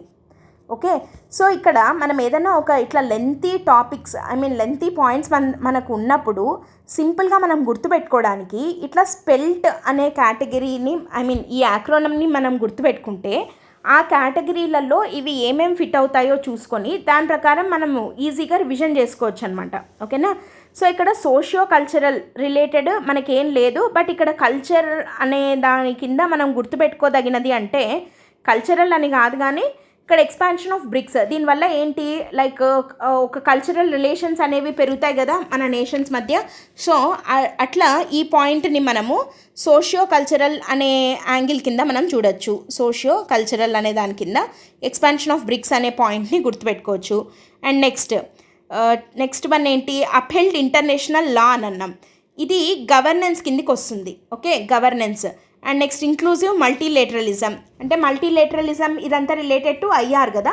సో ఇది IR అంటే ఇది కూడా మళ్ళీ పాలిటీ అండ్ గవర్నెన్స్ అనే టాపిక్ కింద వస్తుంది. సో పాలిటీ అండ్ గవర్నెన్స్ కింద అప్హెల్డ్ ఇంటర్నేషనల్ లా ఒకటి వచ్చింది, ఇంక్లూజివ్ మల్టీలేటరలిజం వచ్చింది. Next agri and food security వచ్చేసి ఎకానమీ కిందికి వెళ్తుంది. నెక్స్ట్ UNలో తీసుకొని రావాల్సిన రీఫార్మ్స్ అంటే గవర్నెన్సే కదా, ఇది మళ్ళీ అగైన్ పాలిటీ అండ్ గవర్నెన్స్ కిందికి వెళ్తుంది. నెక్స్ట్ యాంటీ కరప్షన్, ఇది మళ్ళీ గవర్నెన్సే. నెక్స్ట్ డిజిటల్ ఎకానమీ, ఇది economy related. Strengthening trade, economy related. ఇక్కడ కౌంటరింగ్ ఇంటర్నేషనల్ టెర్రరిజం, ఇది law and order. De-dollarisation again economy. So ఇక్కడ మనం ఇట్లా డివైడ్ చేసుకుంటే ఇప్పుడు మనకి స్పెల్ట్ గుర్తుంది కదా, వన్ సెకండ్, ఇక్కడ మనకి SPELT అని అన్నాం. ఇక్కడ మనకు ఒక్కొక్క దానికి మనం ఒక్కొక్కటి పెట్టుకున్నాం కదా. ఇప్పుడు ఆ 10 పాయింట్స్ని ఇక్కడ సింపుల్గా రివిజన్ లాగా రాసుకోవచ్చు అనమాట. ఎస్ అంటే మనం ఏమన్నాము, సోషియో అండ్ కల్చరల్ అన్నాం కదా, కాబట్టి ఏంటి ఎక్స్పాండింగ్ బ్రిక్స్ కదా, ఎక్స్పాండింగ్ బ్రిక్స్ అన్నది దీని కింద వస్తుంది అన్నది వెంటనే మనకు ఒక పాయింట్ గుర్తొచ్చేస్తుంది. So polity and governance and IR అన్న కాన్సెప్ట్ కింద మనం ఏమేమి పెట్టుకున్నాము, ఒకటేంటి అప్హెల్డ్ ఇంటర్నేషనల్ లా అని చెప్పి ఒకటి పెట్టుకున్నాము. అండ్ నెక్స్ట్ ఇంక్లూజివ్ మల్టీలేటరలిజం, ఇది IR కింద పెట్టుకున్నాము. అండ్ గవర్నెన్స్ కింద యాంటీ కరప్షన్ పెట్టుకున్నాము, anti corruption. And fourth one వచ్చేసి ఏంటి, ఇంకొకటి UNSC రీఫార్మ్స్. ఇవన్నీ గవర్నెన్స్ IR అనే కాన్సెప్ట్ కిందకి వెళ్తున్నాయి. అండ్ ఎకానమీ కింద ఏం పెట్టుకున్నాము, అగ్రికల్చర్ ఒకటి ఉంది, తర్వాత డిజిటల్ ఎకానమీది ఒకటి ఉంది, అండ్ నెక్స్ట్ స్ట్రెంథనింగ్ ట్రేడ్ ఒకటి ఉంది, అండ్ నెక్స్ట్ ఫోర్త్ వన్ ఏంటి డీడాలరైజేషన్ ఒకటి వస్తుంది. నెక్స్ట్ లా అండ్ ఆర్డర్ కింద CCIT బై ఇండియా ఒకటి వస్తుంది. టెక్నాలజీ కింద ప్రస్తుతానికి మనకి ఈరోజు టెక్నాలజీ రిలేటెడ్ అయితే వీటి కింద ఏం రాలేదు కదా జోహానస్బర్గ్ డిక్లరేషన్లో. సో అంతే, ఫినిష్. ఇక్కడ మనకి ఎన్ని వచ్చాయి, మొత్తము 10 పాయింట్స్ కవర్ అయ్యి ఉండాలి. వచ్చాయా 10 మనం ఒకసారి చూస్తే, ఇది 1 2 3 4 5 6 7 8 9 10 కవర్ అయిపోయింది. సో స్పెల్ట్లో టీ అక్కర్లేదు. ఇది సింపుల్గా మనం అంటే మన దగ్గర ఉన్న 10 పాయింట్స్ని ఇట్లా డిఫరెంట్ కేటగిరీస్గా, ఇప్పుడు మనకి ఏం గుర్తుంటుంది, 10 పాయింట్స్లో మనకి ఒకటి దీని కింద రావాలి, ఇక్కడ 4 రావాలి, దీని కింద 4 రావాలి, 4 4 8 ఇది ఒకటి అన్నట్లు గుర్తుంటుంది కదా. సో ఈజీగా రికలెక్ట్ చేసుకోగలం అనమాట. ఓకే, ఒక చిన్న షార్ట్ కట్ లాగా. సో ఇది నాట్ జస్ట్ దిస్ టాపిక్, ఏదైనా సరే మనం ఇట్లా స్పెల్ట్ అన్న యాక్రోనిమ్ కింద మీరు పెట్టుకుంటూ డివైడ్ చేసుకుంటూ వెళ్తే ఈజీగా గుర్తుంటుంది. ఇది జోహానస్బర్గ్ డిక్లరేషన్. అయితే ఇక్కడ బ్రిక్స్ సమ్మిట్, దీనికి సంబంధించి కొన్ని ఇంపార్టెంట్ పాయింట్స్ ఏంటంటే ఇది 15th సమ్మిట్ బ్రిక్స్ది. అండ్ దీని స్పెషాలిటీ ఏంటంటే కోవిడ్-19 తర్వాత ఫస్ట్ ఇన్ పర్సన్ సమ్మిట్, అంటే వర్చువల్గా కాకుండా డైరెక్ట్ పర్సన్సే మీట్ అయిన ఫస్ట్ సమ్మిట్ కోవిడ్-19 తర్వాత 15th అనమాట. అండ్ ఇది రష్యా ఉక్రెయిన్ కాన్ఫ్లిక్ట్ తర్వాత జరిగిన ఫస్ట్ ఇన్ పర్సన్ సమ్మిట్గా కూడా మనం చెప్పచ్చు. దీని థీమ్ ఏంటి అని అంటే BRICS and Africa partnership for mutually accelerated growth, sustainable development and inclusive multilateralism. Partnership for mutually accelerated growth అందరం కలిసి గ్రోత్ సాధించాలి, అండ్ సస్టైనబుల్ డెవలప్మెంట్ ఉండాలి, అండ్ అందరూ కలిసి అండ్ ఇంక్లూజివ్ మల్టీలేటరలిజం గ్రూపింగ్స్ ఉండాలి అని చెప్పి థీమ్గా పెట్టుకోవడం జరిగింది. బ్రిక్స్ అండ్ ఆఫ్రికా ఇది మెయిన్ థీమ్ అనమాట. అయితే మనం 10 పాయింట్స్ చెప్పుకున్నాం ఇంపార్టెంట్ అవుట్కమ్స్ ఆఫ్ జోహానెస్బర్గ్ డిక్లరేషన్ అని. కానీ అది కవర్ చేయలేదు అని అంటున్న ఇష్యూస్ ఏంటి అని అంటే ఫస్ట్ ఇది రష్యా ఉక్రెయిన్ కాన్ఫ్లిక్ట్. దీనికి సంబంధించి ఎట్లాంటి కాంక్రీట్ యాక్షన్ తీసుకోలేదు. Okay, so Russia Ukraine conflict గురించి ఏం మాట్లాడలేదు, అది ఫస్ట్ ఇష్యూ. అండ్ రెండోది ఏంటి అని అంటే increase in members leads to decrease in consensus. అంతే కదా, ఎందుకంటే ఇప్పుడు ఎన్ని కొత్తవి యాడ్ అయ్యాయి, అర్జెంటీనా, ఈజిప్ట్, ఇథియోపియా. ఇప్పుడు ఏమవుతుంది అని అంటే డిఫరెంట్ కంట్రీస్ ఇక్కడ ఆల్రెడీ ఉన్న బ్రిక్స్ నేషన్స్తో రకరకాల రిలేషన్స్ మెయింటైన్ చేస్తూ ఉంటాయి కదా. సో అట్లాంటప్పుడు ఒక కంట్రీ ఇంకో కంట్రీకి సపోర్ట్ చేస్తుంది, అది ఆటోమేటిక్గా ఇంకొకళ్ళకి అగెయిన్స్ట్ అవుతుంది. ఇప్పుడు ఇంత మెంబర్షిప్ పెరిగే కొద్దీ ఏమవుతుందంటే వాటి మధ్య కాన్సెన్సస్ రావడము అనేది చాలా ఇబ్బంది అవుతుంది. అండ్ బ్రిక్స్ విషయంలో ఏంటి అని అంటే మొత్తం యునానిమస్గా అందరూ ఒప్పుకుంటే తప్ప ఒక డెసిషన్ తీసుకోకూడదు అన్నది దీని రూల్. సో ఇట్లా మెంబర్స్ పెరిగే కొద్దీ కాన్సెన్సస్ రావడము అనేది తగ్గిపోతుంది. అండ్ ఆ కాన్సెన్సస్ని బిల్డ్ చేయడానికి ఏం చేయాలి అన్నది ఈ జోహానెస్బర్గ్ డిక్లరేషన్లో మాట్లాడుకోలేదు, జస్ట్ కొత్త మెంబర్స్ యాడ్ అయ్యాయి అంతే. Next, failed in rebuilding global financial order. ఎందుకు ఫెయిల్ అయింది గ్లోబల్ ఫైనాన్షియల్ ఆర్డర్ని రీబిల్డ్ చేయడంలో అంటే మనకి బ్రిక్స్ బ్యాంక్ లేదా న్యూ డెవలప్మెంట్ బ్యాంక్ అని అంటాం కదా, దీని ఇష్యూస్ని రిజాల్వ్ చేయలేదు. ఏం ఇష్యూస్ని రిజాల్వ్ చేయలేదు అని అంటే ఇట్ ఫెయిల్డ్, ఈ new development bank failed in objective of giving loans in local currencies. మనకి ఈ బ్రిక్స్ బ్యాంక్ యొక్క ఆబ్జెక్టివ్ ఏమని చెప్పారు, యాక్చువల్గా దీని ఆబ్జెక్టివ్ ఏంటి అని అంటే అది ఎంతైతే లోన్స్ ఇస్తుందో అది లోకల్ కరెన్సీస్లో ఇవ్వాలి. అంటే ఫర్ ఎగ్జాంపుల్ ఇప్పుడు ఇండియా బ్రిక్స్ బ్యాంక్ ఈ న్యూ డెవలప్మెంట్ బ్యాంక్ దగ్గర లోన్ తీసుకోవాలి అని అనుకుంటే ఇండియాకి లోన్ని డాలర్స్లో అట్లా కాకుండా ఇండియన్ రూపీస్లోనే అంటే లోకల్ కరెన్సీలోనే లోన్ ఇవ్వాల్సి ఉంటుంది. కానీ ఏం జరుగుతోంది అని అంటే suppose for example India 1 lakh crore loan తీసుకోవాలి అని అనుకుందాం న్యూ డెవలప్మెంట్ బ్యాంక్ నుంచి. యాక్చువల్గా ఈ 1 lakh crores ఇండియన్ రూపీస్లోనే ఇవ్వాల్సి ఉంటుంది. కానీ ఏం జరుగుతుంది అంటే దీంట్లో లెస్ దాన్ క్వార్టర్ అంటే 25% కన్నా తక్కువ అమౌంట్ మాత్రమే ఇండియన్ రూపీస్లో ఇస్తున్నారు. అంటే 25,000 crores మాత్రమే ఇండియన్ రూపీస్లో ఇచ్చి మిగతా 75,000 crores ఏవైతే ఉంటాయో అవి వీటిల్లో మెజారిటీగా మనకి చైనీస్ కరెన్సీలో ఇస్తున్నారు. అంటే అప్పుడు ఏమవుతుంది దానివల్ల we need to pay back them కదా. సో అప్పుడు అది చాలా ఎక్కువ చాలా బర్డన్ అవుతుందన్నమాట లోకల్ కరెన్సీస్లో లోన్ ఇవ్వకపోతే. ఓకే, సో చైనీస్ కరెన్సీ అంటే చైనీస్ రెన్మిబీ అంటాం కదా, వాటిల్లో పే చేస్తున్నారు. చైనీస్ తర్వాత మళ్ళీ ఎక్కువగా ఇస్తున్నది సౌత్ ఆఫ్రికన్ కరెన్సీలో ర్యాండ్ అంటారు కదా, దాంట్లో ఇస్తున్నారనమాట. సో కాబట్టి లోకల్ కరెన్సీస్లో లోన్ ఇవ్వాలి అన్న 100% లోన్ లోకల్ కరెన్సీస్లోనే ఇవ్వాలి అన్న objective of new development bank ఇక్కడ ఫుల్ఫిల్ అవ్వటం లేదు. మరి అవ్వనప్పుడు ఆ ఇష్యూని రిజాల్వ్ చేసుకోవాల్సిన అవసరం ఉంది. కానీ దాని గురించి మొన్న జోహానెస్బర్గ్లో జరిగిన డిక్లరేషన్లో ఎలాంటి అవుట్కమ్ లేదనమాట దాని రిలేటెడ్. సో అదొకటి అందులో ఫెయిల్ అయింది. And next, it failed in developing common currency for BRICS to promote the trade. మనం డీడాలరైజేషన్ గురించి మాట్లాడుతున్నాం, అప్పుడు దాని రిలేటెడ్ కామన్ కరెన్సీ ఒకటి ఉండొచ్చు కదా బ్రిక్స్ నేషన్స్ అన్నిటికీ కలిపి. సో దాని ద్వారా ఏమవుతుంది, ట్రేడ్ అనేది ఎన్హాన్స్ అవుతుంది. కానీ ఆ కామన్ కరెన్సీని గురించి డిస్కస్ చేయడంలో ఫెయిల్ అయ్యింది. కానీ మనం ఏమంటున్నాము అని అంటే ఇది ఒక్కదాంతో మనం డిసైడ్ చేసేయకూడదు బ్రిక్స్ యొక్క ఫ్యూచర్ని అని చెప్పి. అండ్ ఇండియా బ్రిక్స్ సమ్మిట్లో ఒక యాక్రోనిమ్ చెప్పిందనమాట. ఇది వెరీ వెరీ ఇంపార్టెంట్. ఇది యాక్చువల్గా వే ఫార్వర్డ్ లాగా మీరు యూస్ చేసుకోవచ్చు. అండ్ ఇండియా ఇంకేం చెప్పింది అని అంటే it called for reforms in multilateral finance institutions like WTO, world trade organisation లాంటి వాటిల్లో రీఫార్మ్స్ రావాలి. అండ్ తర్వాత UNSC రీఫార్మ్స్కి కూడా ఒక టైం లైన్ అంటూ ఉండాలి. ప్రాపర్గా, అంటే ఎప్పుడు రీఫార్మ్స్ అవుతాయి ఏంటని చెప్పి ఒక టైం లైన్, ఒక షెడ్యూల్ ఉండాలి కదా, అలాంటిది లేదు, ఉండాలి. అండ్ పోలరైజేషన్ ఉండకూడదు, గ్లోబల్ యూనిటీ ఉండాలి. పవర్ పాలిటిక్స్ అంటే లైక్ ఒక గ్రూపే అంటే వెస్ట్ ఈస్ట్ ఇట్లా పోలరైజ్డ్గా ఉండకూడదు, గ్లోబల్ యూనిటీ ఉండాలి అని చెప్పి ఇండియా అంటోంది. అండ్ దానితో పాటు it wanted to share the success with BRICS groupings. India ఏ విధంగా షేర్ చేసుకోవాలనుకుంటోంది? బ్రిక్స్ స్పేస్ ఎక్స్ప్లోరేషన్ కన్సార్టియం అని పెట్టి స్పేస్ ఎక్స్ప్లోరేషన్లో మనకు వచ్చిన సక్సెస్ అండ్ అంటే ఆ నాలెడ్జ్ని షేర్ చేయాలి అని చెప్పి అనుకుంటోంది. And next digital public infrastructure to BRICS partners.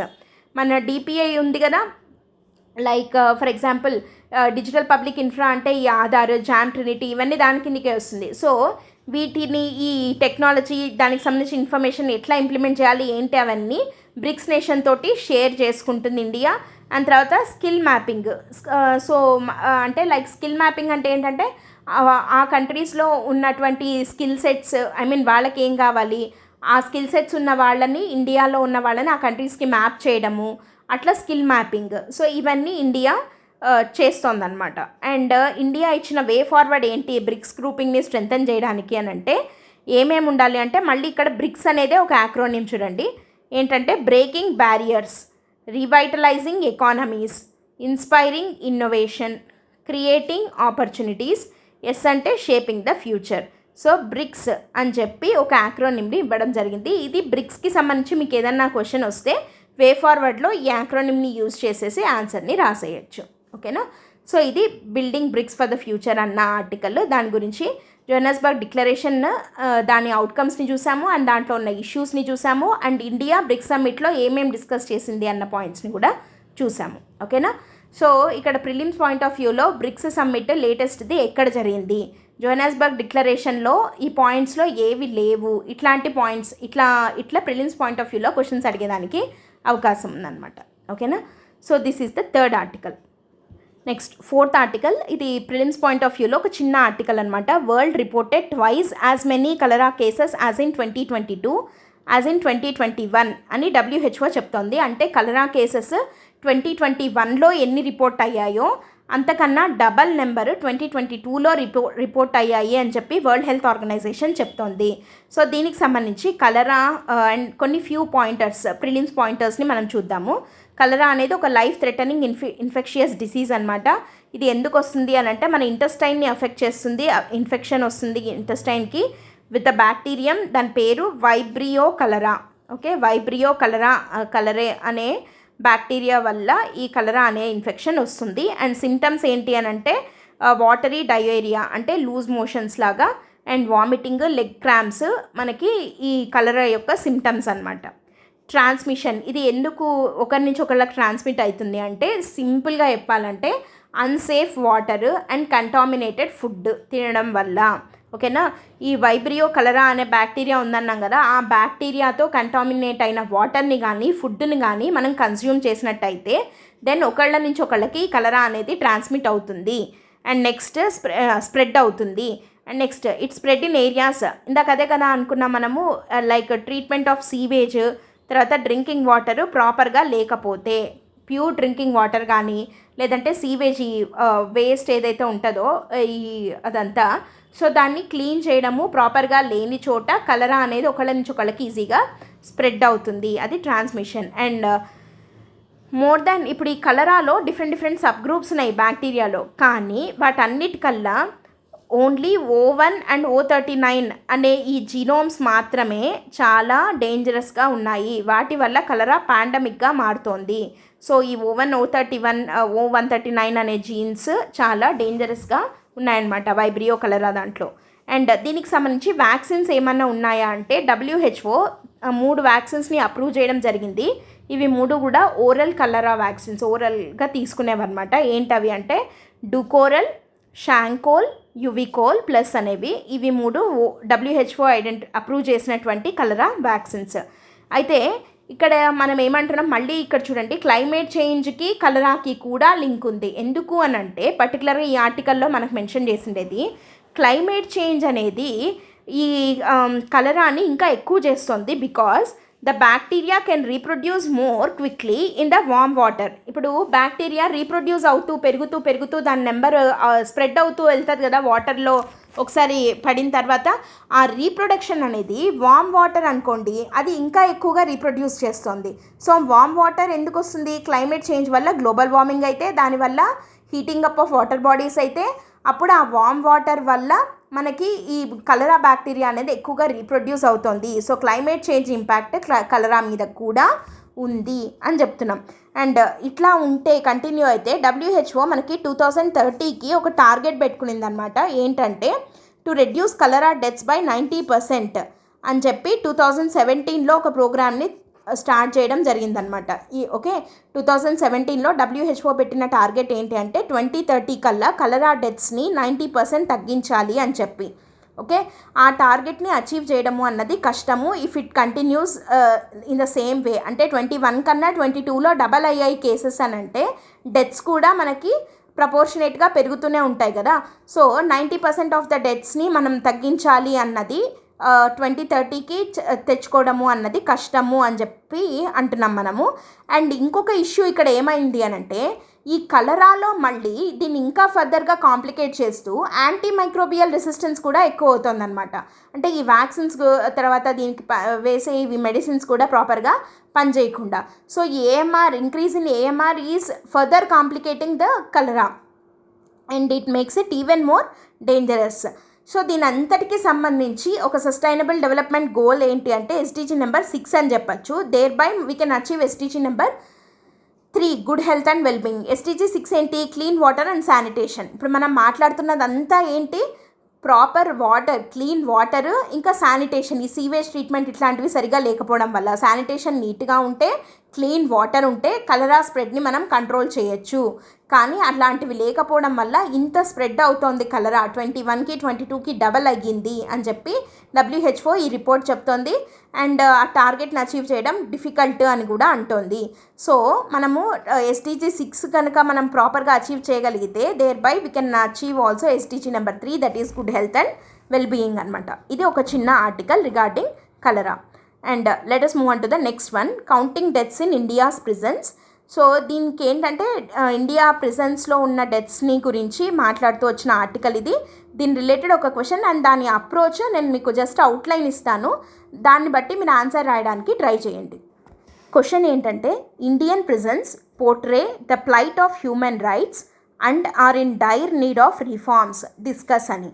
అంటే ఇండియన్ ప్రిజన్స్లో హ్యూమన్ రైట్స్ చాలా హ్యూమన్ రైట్ వైలేషన్స్ అవుతున్నాయి, హ్యూమన్ రైట్స్ ఏమాత్రం ఎన్ష్యూర్ అవ్వట్లేదు ప్రిజన్స్లో.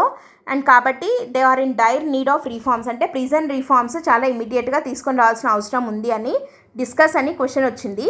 సో దీనికి అప్రోచ్ ఎలా ఉండాలి? Status of prisons in India, అసలు ప్రిజన్స్ యొక్క పరిస్థితి ఇండియాలో ఎలా ఉంది, అండ్ తర్వాత హ్యూమన్ రైట్స్ ఎట్లా వైలేట్ అవుతున్నాయి సెకండ్ది, అండ్ థర్డ్ స్టెప్ ఏంటి? రీఫార్మ్స్ రాయాలి, అండ్ ఫోర్త్ ఫైనల్గా కన్క్లూడ్ చేయాలి. సో ఇక్కడ మనం ఏం రాయొచ్చు అని అంటే as per the data released by prison statistics India PSI 2021 ప్రకారము number of arrested people 7.7 lakh మంది పెరిగారు వెన్ కంపేర్డ్ టు 2020.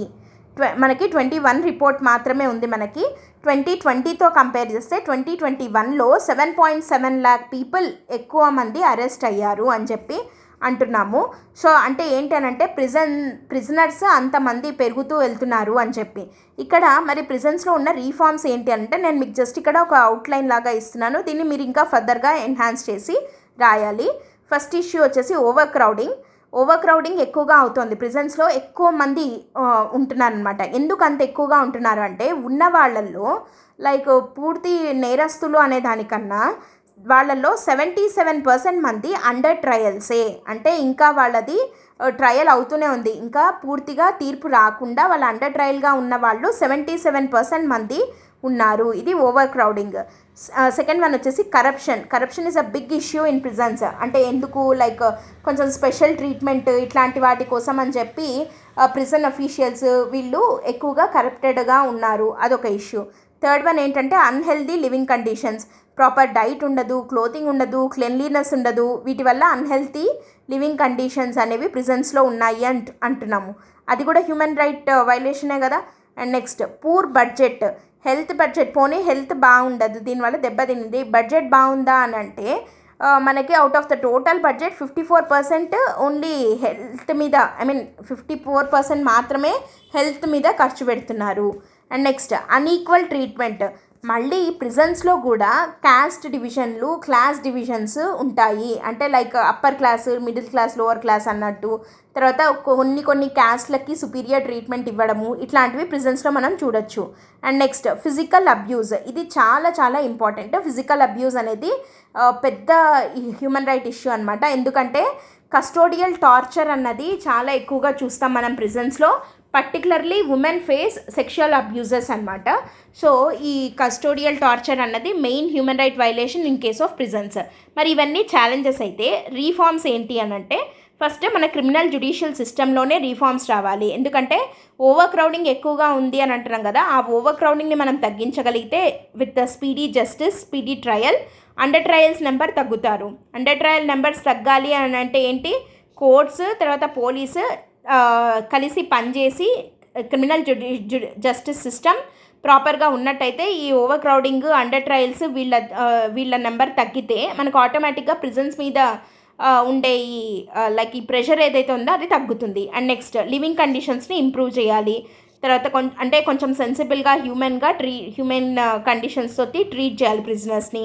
తర్వాత కొన్ని ఇన్నోవేటివ్ ఇనిషియేటివ్స్ని తీసుకొని రావాలి. For example art of living వాళ్ళు జైల్స్కి వెళ్ళి అక్కడ వాళ్ళల్లో కొంచెం ఆర్ట్ ఆఫ్ లివింగ్ని ఎంకరేజ్ చేసేలాగా చేయడము. తర్వాత శ్రీజన్ ప్రాజెక్ట్ అని చెప్పి సోషల్ రీహాబిలిటేషన్ లాంటివి చేస్తూ ఉంటారనమాట.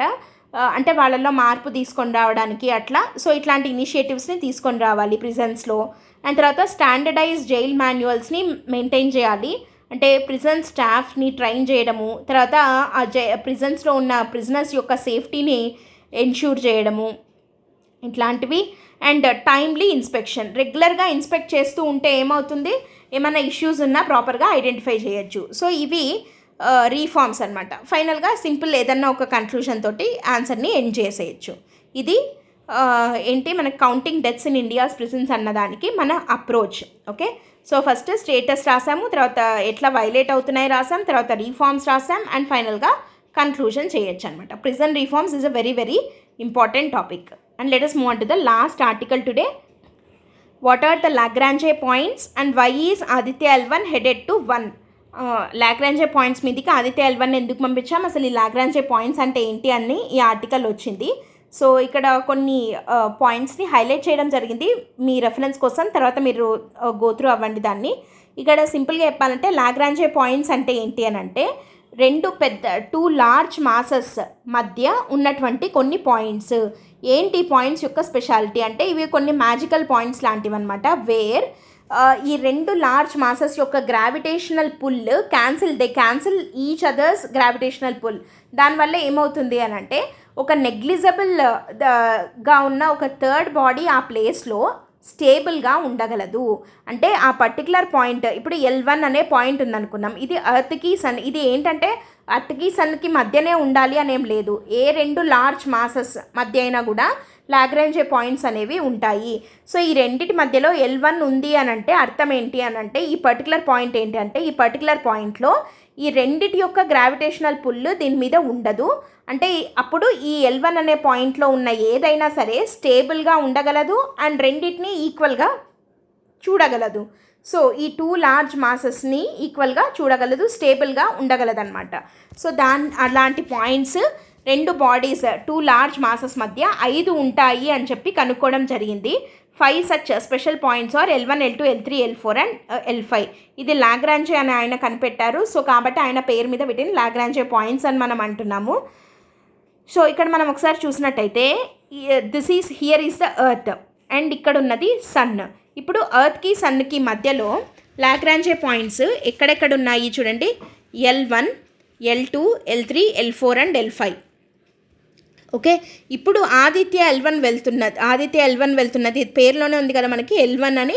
సో L1 మీదికి ఆదిత్యాన్ని పంపిస్తున్నాం మనము. ఎందుకు అనంటే, ఈ పర్టికులర్ L1 మీద నుండి it can observe stably the coronal mass ejections of the sun and ఎర్త్కి సన్కి మధ్యలో స్టేబుల్గా ఉండి రెండింటిని చూడగలిగే పాయింట్ L1 మాత్రమే. మిగతా లాగ్రాంజ్ పాయింట్స్తో కంపేర్ చేస్తే. ఎందుకంటే ఇక్కడ మనం ఒకసారి చూస్తే L1 అనేది 2 బాడీస్కి మధ్యలో ఉంటుంది కదా. సో ఇది సన్ అండ్ ఇక్కడ వచ్చేసి అర్త్, ఈ రెండింటికి మధ్యలో L1 ఉంటుంది. వెరాస్ L2 మనం చూస్తే it is beyond the secondary body. Primary body secondary బాడీగా మనం రెండింటిని తీసుకుంటే ఇక్కడ L2 వచ్చేసి ఇక్కడ ప్రైమరీ బాడీ సన్ అనుకుంటే, సెకండరీ బాడీ అర్త్ అనుకుంటే, సెకండరీ బాడీ బియాండ్గా ఉండేది L2. ఓకే, అండ్ L3 వచ్చేసి opposite side of the primary body, primary బాడీకి ఆపోజిట్ సైడ్లో ఉండేది L3. అండ్ L4 L5 చూస్తే L4 L5 చూడండి, ఇక్కడ ఏమనుంది, they form equilateral triangle with the 2 primary bodies. Equilateral ట్రయాంగిల్ని ఫామ్ చేస్తాయి ఇక్కడ 2 బాడీస్తో. సో ఇక్కడ సన్ నుంచి ఎర్త్కి ఇట్లా ఒక equilateral triangle L4 and L5 ఇక్కడ ఒక ఈక్వలేటరల్ ట్రయాంగిల్ని ఫామ్ చేసే విధంగా ఈ లాగ్రాంజ్ పాయింట్స్ అనేవి ఉంటాయి. ఇది not just between earth and sun, a 2 masses 2 bodies మధ్య అయినా కూడా ఇట్లాగే లాగ్రాంజ్ పాయింట్స్ అనేవి ప్లేస్ అయి ఉంటాయి. అయితే వీటి యొక్క సిగ్నిఫికెన్స్ ఏంటి స్పేస్ ఎక్స్ప్లోరేషన్లో అంటే స్టెబిలిటీ. ఇందాక మనం అనుకున్నట్టు ఆ పర్టికులర్ ప్లేస్లో స్టేబుల్గా ఉండి అబ్జర్వ్ చేయొచ్చు అండ్ అబ్జర్వేషన్ అనేది చాలా క్లియర్గా చేయొచ్చు, ఇదొకటి. అండ్ అది స్టేబుల్గా ఉంది కాబట్టి ఆ పొజిషన్లో అలాగే ఉండాలి అని అంటే మినిమమ్ అమౌంట్ ఆఫ్ ఎనర్జీని ఖర్చు పెడితే సరిపోతుంది. So minimum energy is required to remain in that position. So ఎక్కువ ఫ్యూయల్ ఇలాంటివి ఖర్చు అవ్వవు. అండ్ నెక్స్ట్ కమ్యూనికేషన్ చాలా ఈజీగా ఉంటుందన్నమాట. టెరెస్ట్రియల్ స్పేస్ స్టేషన్కి ఇంకా అక్కడున్న వాటికి మధ్య కమ్యూనికేషన్ అనేది ఈజీగా చేయొచ్చు. అండ్ స్పేస్ కొలనైజేషన్ అంటే ఏంటంటే ఇప్పుడు అక్కడ స్టేబుల్గా ఉంటుంది అని అంటున్నాం కదా, కాబట్టి అక్కడ ఎక్కువగా లైక్ మనం ఈ స్పేస్ స్టేషన్స్ ఇట్లాంటి వాటిని మనం అక్కడ అక్కడ పెట్టడానికి చాలా సూటబుల్ ప్లేస్గా మనము ఈ లాగ్రాంజ్ పాయింట్స్ని చెప్తూ ఉంటామన్నమాట. And not just Aditya L1 కన్నా ముందు చాలా ఉన్నాయి అక్కడ అబ్జర్వేటరీస్, అండ్ ఆదిత్య L1 తర్వాత కూడా చాలా రాబోతున్నాయి. అండ్ ఫ్యూచర్లో స్పేస్ స్టేషన్ కూడా అక్కడ మనం పెట్టేదానికి అవకాశం ఉంది. దాని ద్వారా ఆస్ట్రోనాట్స్ని కూడా అక్కడికి తీసుకొని వెళ్ళొచ్చు అని చెప్పి చెప్తున్నారు. సో ఇవి లాగ్రాంజ్ పాయింట్స్ అండ్ వాటి యొక్క importance in space exploration. So these are the articles today. And before going to end the session, ఒక ఇంపార్టెంట్ అనౌన్స్మెంట్ ఏంటంటే దసరా ధమాకా ఆఫర్ కింద UPSC ఆఫ్లైన్ కోర్సు వైజాగ్లో మీకు GS, CSAT, టెస్ట్ సిరీస్ అన్నీ కలిపి యాక్చువల్గా ఫీజు 60,000 రూపీస్, కానీ 20,000 డిస్కౌంట్ తోటి 40,000కే మీకు ఇవ్వడం జరుగుతుంది. And here is the address of Visakhapatnam branch. And మీకు ఏంటంటే ఇది ఆఫ్లైన్ కోర్స్ కనుక మీరు తీసుకున్నట్టయితే ఆన్లైన్కి కూడా యాక్సెస్ ఇవ్వడం జరుగుతుంది. It worth 30,000 rupees. ఇది కంప్లీట్ ఫ్రీగా మీకు యాక్సెస్ అనేది ఇవ్వడం జరుగుతుంది. అండ్ ఈ ఆఫర్ వచ్చేసి 15th October వరకు మాత్రమే valid. So if you have doubts regarding this you can contact this number. And one more thing, ఈ Dussehra same dhamaka offer UPSC infinity offline at Vizag. ఇక్కడ ఏంటంటే ఇది టెస్ట్ సిరీస్ అన్నీ కాకుండా లైక్ 1 lakh ఫీ ఉన్నది 75,000కి ఇవ్వడం జరుగుతుంది, 25,000 డిస్కౌంట్ తోటి. అండ్ ఫ్రీ ఆన్లైన్ యాక్సెస్ కూడా ఇవ్వడం జరుగుతుంది. ఈ కోర్స్ వచ్చేసి మీకు లైఫ్ టైం వ్యాలిడిటీ తోటి ఇస్తారు. ఓకే, సో ఇక్కడ మనకి లైఫ్ టైం వ్యాలిడిటీ ఉండదు, but here you can get life time validity. And here is the address of Vizag branch. And ఈ కోర్స్ వచ్చేసి మీకు ఈ ఫీజు వచ్చేసి 15th October వరకు వ్యాలిడ్. సో ఏమైనా డౌట్స్ ఉన్నా లేదంటే ఏదైనా క్లారిఫికేషన్స్ కావాలన్నా you can contact this number. Madam మీకు ఏదైనా డౌట్స్ ఉంటే క్లారిఫై చేస్తారు, or else you can visit the website ldxclasses.com. Okay, that's it for today friends. Thanks for listening. All the best. By.